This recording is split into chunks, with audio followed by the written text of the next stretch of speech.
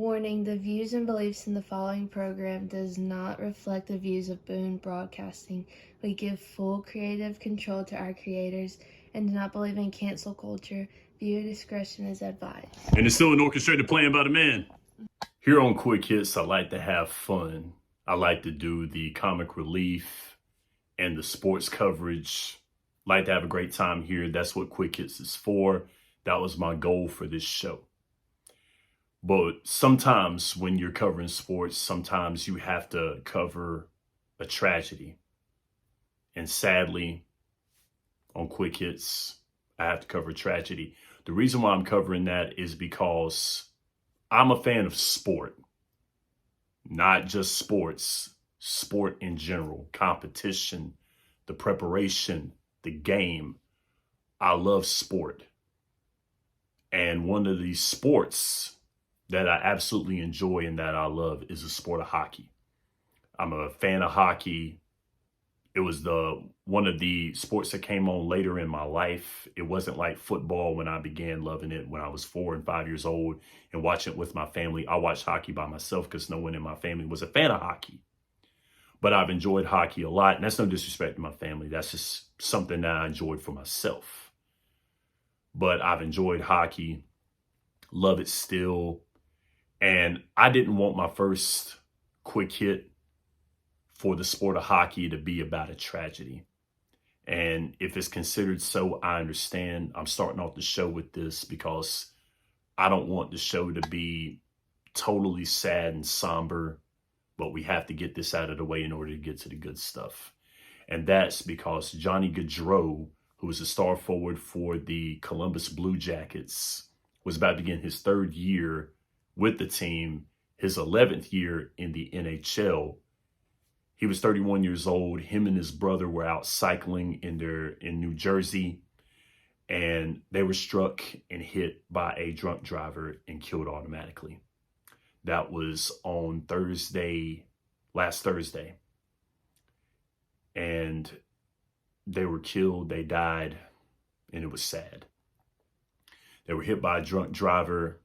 That drunk driver was apprehended and he was handed, you can look all those charges up. Now, I don't care about that dude that hit them. I don't care about him. But you can look up all his charges, whatever he was charged with, on stories all throughout the sports world. They were hit with it. But the reason why I'm covering this here is because, y'all, I know I joke around. I know I like to have fun and be funny. And I want y'all to take me seriously on this one, but for the love of God, for all things holy, do not drink and drive. I'm doing this on a Friday morning. I'm doing this on a Friday morning.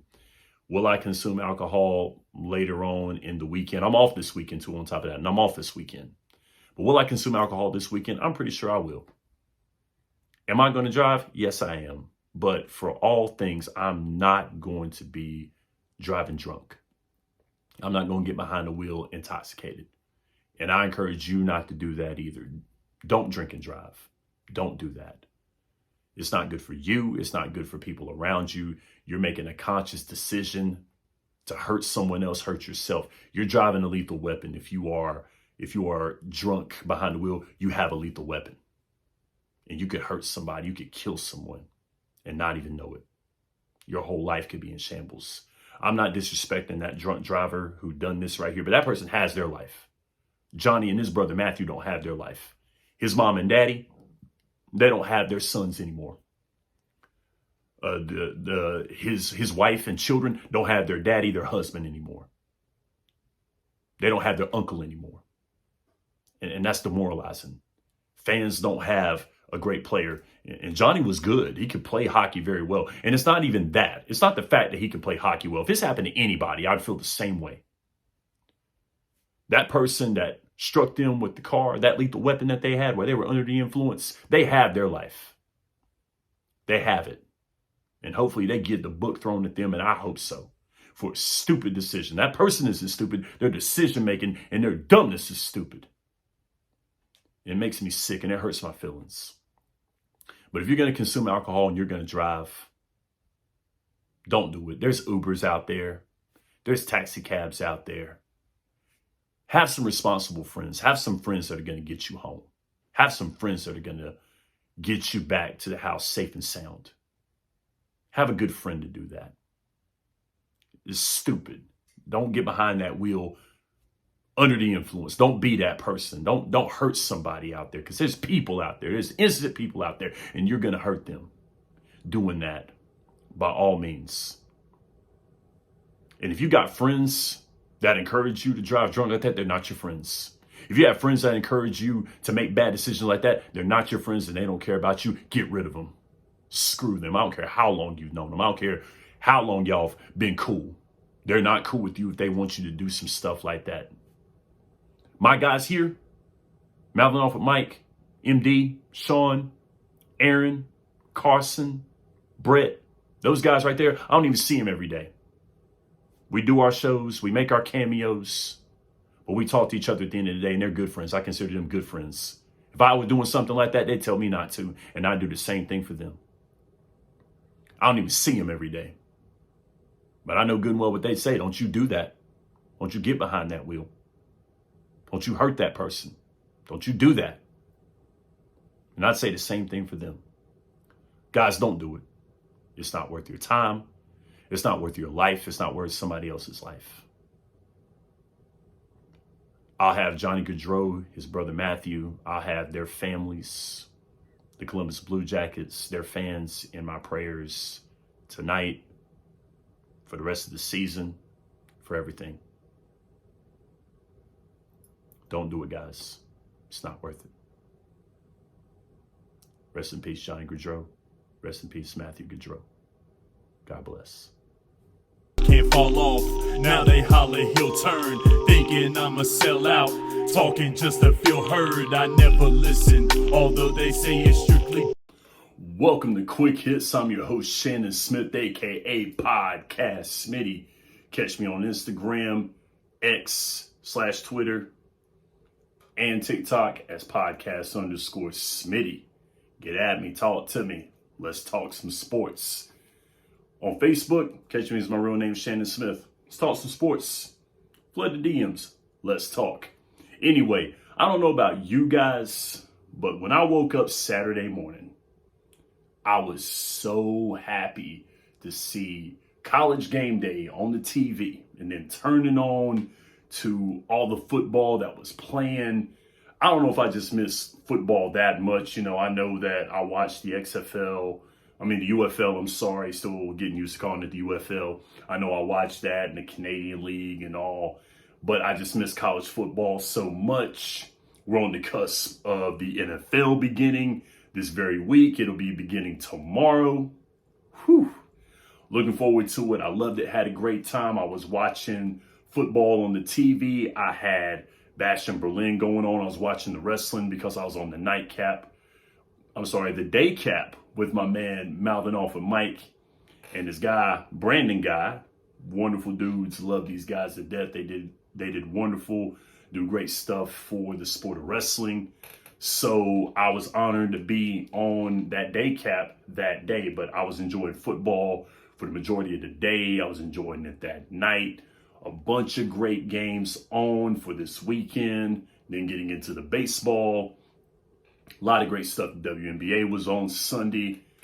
Great stuff. You know, I'm happy. You know, MD said it on Out of Pocket. This is sports Christmas. You know, we're getting all the football coming in. And then, of course, we're going to have college basketball starting real soon. So it's about that time. Fall is dope. I'm a summer child all day long. But when it comes down to the sports season, nothing beats fall.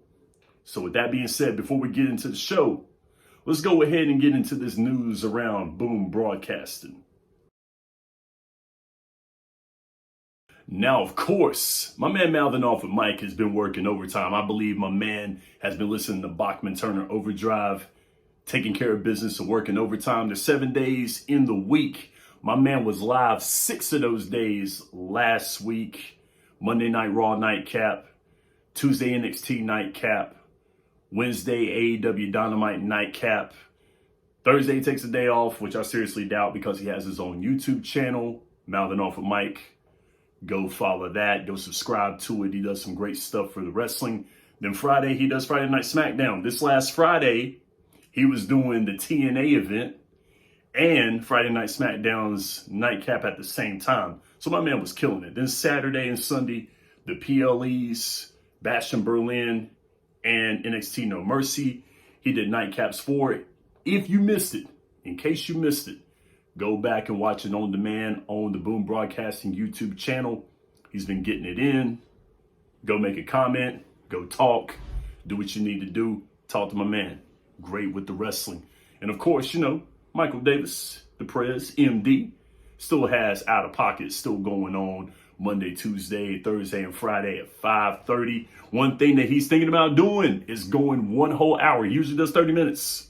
But he's thinking about going one whole hour for Out of Pocket in the fall because so much sports is going on. So go see my man. And also go and see Friday's episode. He had to apologize to a certain person. I'm not going to say who about the whole Brandon Ayuk thing. So go ahead and see that because I think you might like that. But also he does the Wednesday Wrestling Podcast, Drop the Mic, which comes on at 2:00 p.m. Eastern Time on Wednesdays. His Dad and the Boys podcast, where he talks about those god-awful Cowboys, on Tuesday and Thursday with his father, Mac. Great show. I got to say it, even though it's a Cowboys show. It's a great show. They do a lot of great stuff. I know they were happy about CeeDee Lamb coming back.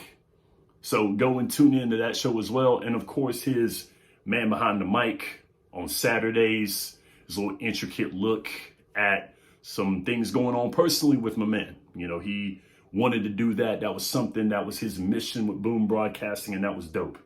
I really like the fact that he's just broadening away from sports and wrestling and going in and trying to give you a self-talk, talk to everybody, give them some encouragement. So MD the Prez, good job, my man. Go and watch it. He didn't drop a Man Behind the Mic this past Saturday.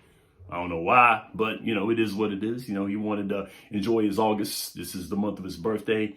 He's getting it back. If you've been watching his podcast, Man Behind the Mic, you'll understand why August was so important to him. So go back through those. Run those back. Watch them. Go ahead and do that. And, of course, my man Sean Lucas. My man Sean Lucas getting it in with the It Stinks TV and movie podcast that comes on Thursdays at 10 a.m. Go watch this last one. My man is a big time Big Brother fan. Been watching Big Brother a lot. Also, he did Hard Knocks as well, too. So definitely go watch that show. He does a great job. His Wrestling at Destiny podcast on Saturdays at 10 a.m. brings that old school wrestling back, talking about the territories, talking about the wrestling that was past and then coming into the present and into the future. He's got a great mind for wrestling. Talk about that with him. Talk to him. He does some great stuff. Also, Studio 67, I believe, is the YouTube channel that he has. I may post it some other time, but he does a Grit and Grind podcast where he talks football, high school football, that is, in the eastern part of North Carolina. So he's on the grind. He's a busy dude. He's doing great stuff in the sports world and the wrestling world. Go see my man, Sean Lucas. Now, the Grit and Grind podcast is not on the Boom Broadcasting YouTube channel. It's on Studio 67. Go search for that. Find Grit and Grind. Watch those episodes. Watch that podcast. It's really, really good. He breaks down that football. And let me tell you, if you're a high school football fan in the state of North Carolina, you'll love that show.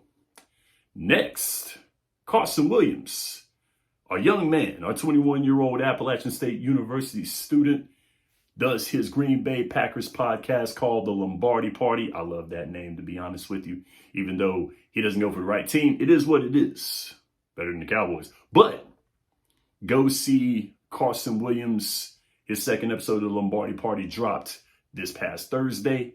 So go watch him. He does some great stuff talking about the NFL, talking about the Green Bay Packers, doing some news around the NFL as well, too. So I think you'll like that podcast. And, of course, you're starting off your Wednesday in the right place at 9 a.m. watching Quick Hits with Shannon Smith, a.k.a. Podcast Smitty. So, guys, let's sit back, let's relax, and as always, let's start the show.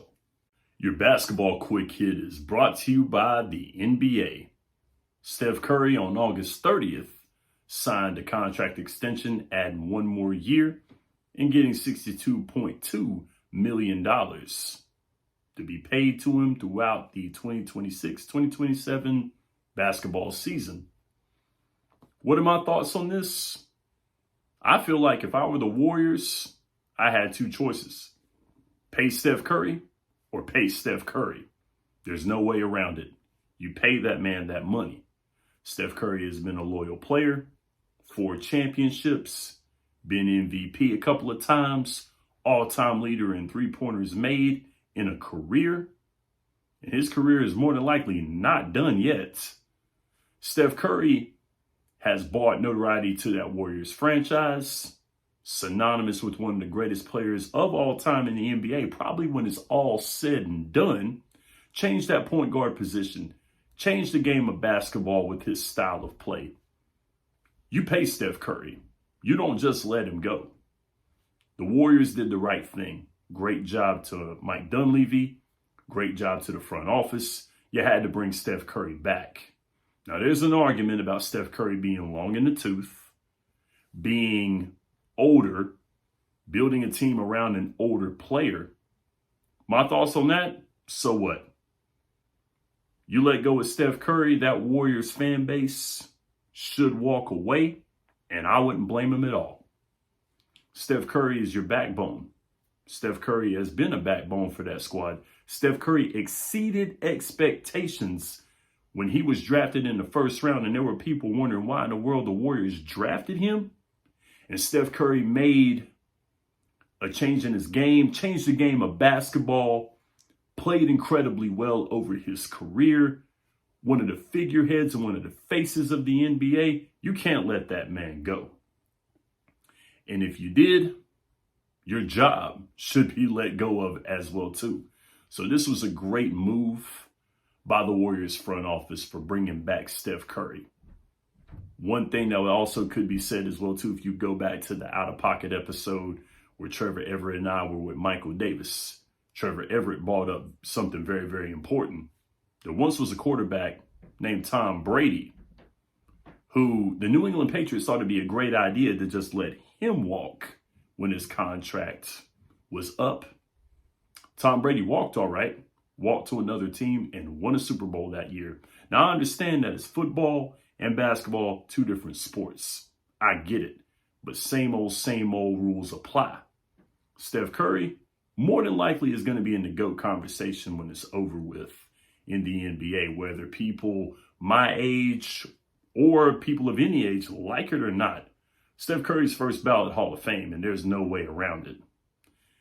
Looking at it as being considered one of the GOATs of basketball when it's done with, you pay that man. New England didn't pay Tom Brady, and look what happened. He ended up going to another team, winning another Super Bowl, and possibly one of the greatest middle fingers in all of sports history occurred there. The Golden State Warriors, I believe they saw that. I believe they thought about that, and they brought back Steph Curry to get him for another 3 years. Great job, Warriors. Great job, front office. That is your basketball quick hit. So who you got for Catch of the Year in 2024? You got Joey Liperfido with the tip drill, tapping it up in the air, getting it with the bare hand. Or you got Michael Harris II going full-blown, climbing the wall, getting that grab before it hits the ground over the fence. Which one have you got? I don't think you can go wrong with either of the two because both of those catches were incredible. I like the way Joey Liperfido stayed with it and he tapped it from his glove into the bare hand. That was cool. Great hand-eye coordination. Stayed with the ball. I liked it. But Michael Harris II, I'm going to keep my homerism out of it. I'm going to keep my favoritism, my bias, and all that stuff out because he is an Atlanta Brave, and I'm an Atlanta Braves fan. But the fact that he climbed over that fence, and he stayed with that ball and didn't let it touch the ground, he could easily flipped over into the fence. He didn't do that. That was an incredible catch. I looked at these back and forth. I looked at both of these catches here, trying to break down which catch is the better catch. My quick hit on it, I got to go with Michael Harris II. And the reason I did that is because the way he climbed over that fence, he was almost inside of the fence when he made the catch. That's why I'm going with it. Joey Lipperfido had to use both hands to make the catch, which is great within itself because he could have easily took his eye off that ball to keep from falling to the ground. But Michael Harris II, he used one hand, got the glove, used his one glove to do it.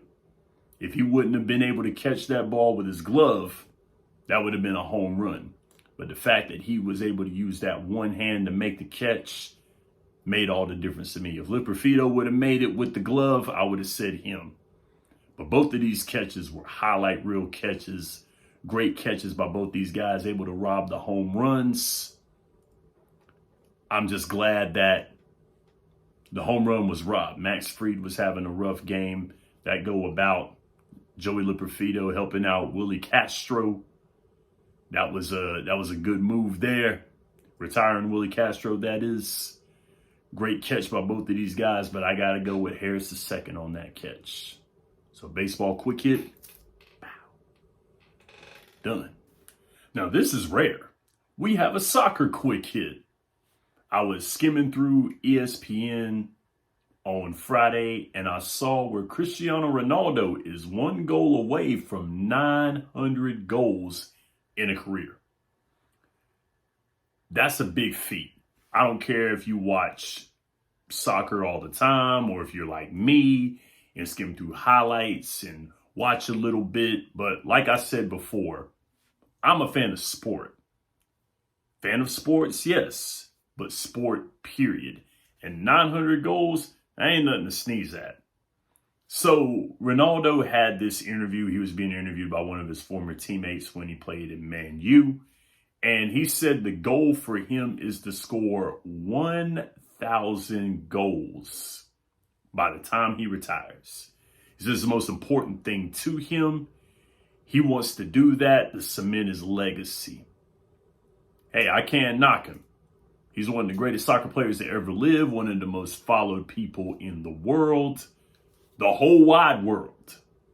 Cristiano Ronaldo might not be super famous in America, which is where I am right now, but he's one of the most followed people in the world. So soccer is the most popular sport in all of the world. And Cristiano Ronaldo is considered widely as one of the greatest soccer players that ever lived. And he said something that was very, very controversial to a lot of people. He says the difference between him and Pele and other greats is that all of his goals, every last one of his goals he's ever scored, have all been videotaped. They've all been captured on video. So there's proof that he has these goals, unlike Pele and the others, which got a lot of people in the sport of football to be very, very mad. I get that. But the fact that Cristiano Ronaldo is saying he wants to score 1,000 goals and he calculated that he could accomplish that feat at 41 years old, him being 39 right now, he could do that in the next 2 years. Now, Ronaldo is playing soccer in Saudi Arabia right now in the Saudi Arabian League, and he's making waves over there. He's talked about it was relatively easy to make the transition to Saudi Arabian soccer and that he is liking it over there. He enjoys playing soccer in Saudi Arabia. He's still considered one of the greatest soccer players to ever live, but 1,000 goals. I'm no soccer guru and I'm not going to act like I am, but if he gets his 900th goal, whenever that's going to be, he's got 100 more to go. Now, he's training hard for this. He says this is the most important thing to him, that he's going after 1,000 goals. I'm not going to act like I know that he can do it or I don't think he can because he's Cristiano Ronaldo. And what can I tell him? This is coming from a guy who plays FIFA on Super Nintendo. FIFA 96, that's my game right there. I play with Brazil, Diego Maradona. I was born the year of the hand of God, 1986. That was the year I was born. So I like the fact that Cristiano Ronaldo was shooting for the stars, especially in what people would consider the back end of his career. I hope he goes for it. I'm not going to say no. I'm not going to say yes. I'm not going to say he can't do it. But it's going to be very, very uphill going for that. So Cristiano Ronaldo, best of luck for going for 1,000 goals. I hope you get it. Hopefully you put the training in for it.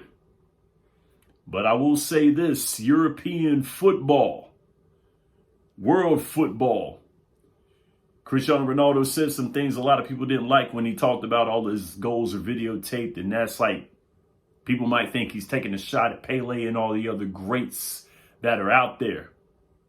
So you got to be careful, because European players, European fans of football take that very, very seriously. And we think that diehard football fans are that crazy.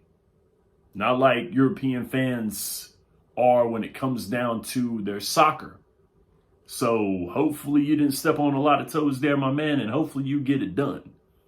So, of course, for the very first time, this is your soccer quick hit. Now, of course, I talked about how wonderful it is to have football back. College football, there was slates of college football on, so many games on Saturday, had games on Sunday. It was incredible, great time to be off of work for the whole weekend like I was. It was great watching it. Now, I know that there was scores, and there's scores all over the place. If you're looking for scores and analysis and all that other stuff, then this ain't the podcast for you. This ain't the show for you. I'm not here for all that. I'll probably Get the Pass back sometime soon and talk about the nuts and bolts of the football week. There's going to probably be a show on Boom Broadcasting that's coming up with that still. But this is Quick Hits. And we're going to hit it quick. We're going to hit it and quit it. That's what we're going to do. But I will say this. Can we just go ahead and give out not the college football play of the year, not the pro football play of the year, the football play of the year? We're going to just go ahead and give that out right now in week 1. I mean, we already got the football play of the year, period. I don't know what it is about this weekend. We talked about the baseball catches and everything. 2 great football catches. Two great baseball catches. We talked about those catches already in the show. But I don't know what it is about just everybody having hands this weekend. Just everybody had hands this weekend. But I'm just going to go ahead and hit you with the play of the year in football right now. I'm just going to go ahead and show it to you. There it is. My man went up there, grabbed the ball with one hand and spun around like 720, like it was a Tony Hawk move, landed on the ground, made the catch. This is the greatest interception that I've ever seen in my entire life. This interception was incredible. My man had the glue on his hands. I don't know what he had on his hands, but my man caught that ball, and that was incredible. I mean, this play, this was, wow. When I saw that, I rewound it back. I watched this play about maybe a good 20, 30 times just to get it. This is Rob Carter Jr. from Rob Morris University going up and grabbing that ball like he was center field. Odell Beckham Jr. one-hand catch. My man had hands for days. My man got some hands. He might have to play both sides of the ball with that one there. That was incredible. And then my man come around with the spinorama. Woo! That was dope. I mean, wow. Go back and watch it. Replay it. Run it back. Show your friends. Show your family. This was dope. I was fully entertained with this right here. What a wonderful catch. Rob Carter Jr. I'm going to be watching it this year, my man. I want to see if you make another one like this. But if you do, man, them hops, boy, I bet he dunk a basketball in there. I bet he'd be dunking basketballs and everything. My man, he got some hops. So hopefully this play gets him drafted right here. Hopefully the NFL, the NBA, Major League Baseball might be like, yo, we can have this guy right here. So monster athlete. He's got to be a monster athlete. I got to do my looking up on this guy. So Rob Carter Jr., good job, my man. I'm going to be watching you this year. Make me another one. Let's go. It is my honor and privilege to introduce the ultimate gentleman who speaks on the ultimate gentleman's sport. Ladies and gentlemen, Master Shannon Smith. Hello and welcome to Gentleman's Corner. I am Master Shannon Smith.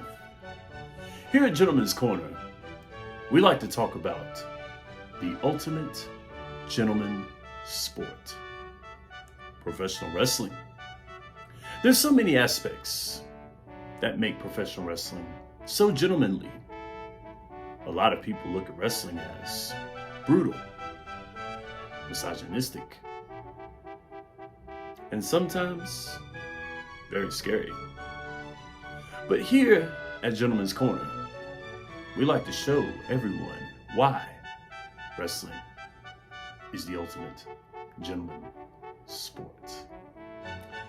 And we will do that right now. I received a wonderful question from a very good friend of Boom Broadcasting. I will post it right here. Booking Like a Mark asked this question. All the way back at WrestleMania 2, there was an NFL WWF Battle Royal. At WrestleMania 36, we saw Rob Gronkowski guest host. He also made an appearance at WrestleMania 33. Even last year, Jason Kelsey and Lane Johnson helped the LWO in their tag match. Again, two distinguished gentlemen. And who could forget Lawrence Taylor in the main event of WrestleMania 11 from the great state of Connecticut. Here is the question. With the long history between the NFL and WWE, is there any chance we could see multiple NFL players compete in the Andre the Giant Memorial Battle Royal over WrestleMania weekend? If so, would their inclusion be enough to get that match on the actual WrestleMania card? That is a wonderful question there, Booking Like a Mark. Now, in order to answer that question, let's go down the road of memory lane.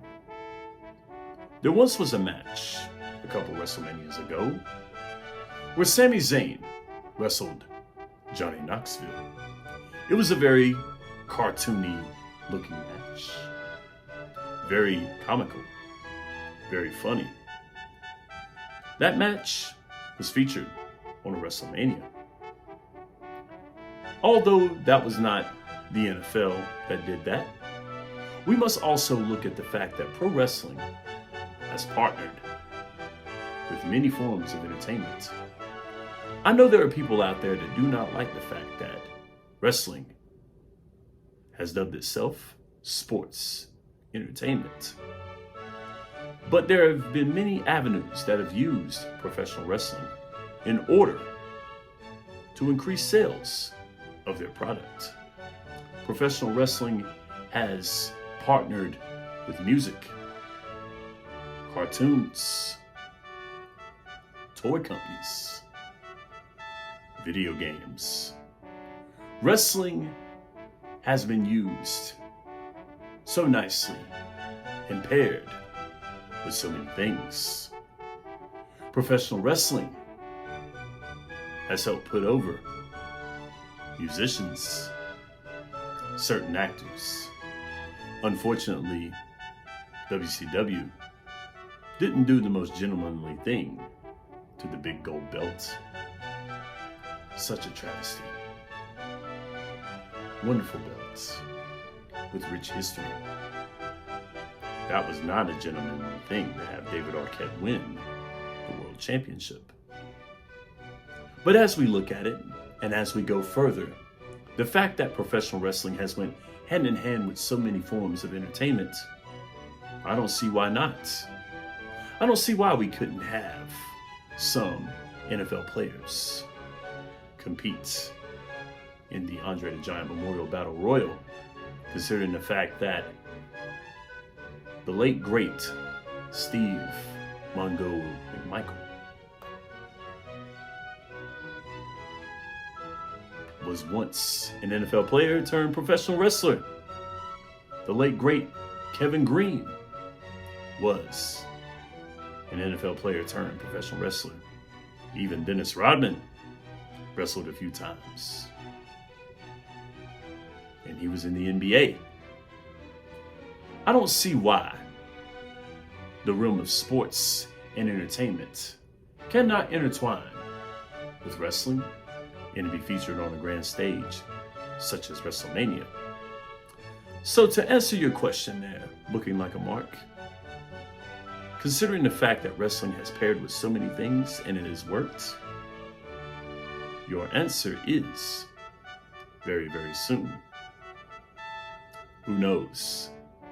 We might see Pat McAfee back in the ring. Maybe AJ Hawk. Who knows? We could see that once again. It has been wonderful having you here in Gentleman's Corner. I'm thankful, and I implore you to come back anytime where we can discuss professional wrestling being the ultimate gentleman sport. And that is our show. Thank you so much for watching. Remember, send those questions in to your master teacher, Mr. Smith, for Quick Hits University. Also, if you have inquiries or if you have questions on the ultimate gentleman sport from our ultimate gentleman, Master Shannon Smith, go ahead and send those in too. And while you're at it, go ahead and hit up the Boom Broadcasting YouTube channel and catch all the shows from Mouthing Off of Mike to Michael Davis to Sean Lucas to Carson Williams, myself, and many others coming this fall. And enjoy that extra 30 minutes of Out of Pocket on us. As Out of Pocket, your favorite live sports show, is going to be on for 1 hour. Now, how's that for Sports Christmas? But in the mean and between, y'all stay blessed, stay healthy, and make sure that you tune in next Wednesday at 9 a.m. As always, I'm Shannon Smith, and this is Quick Hits.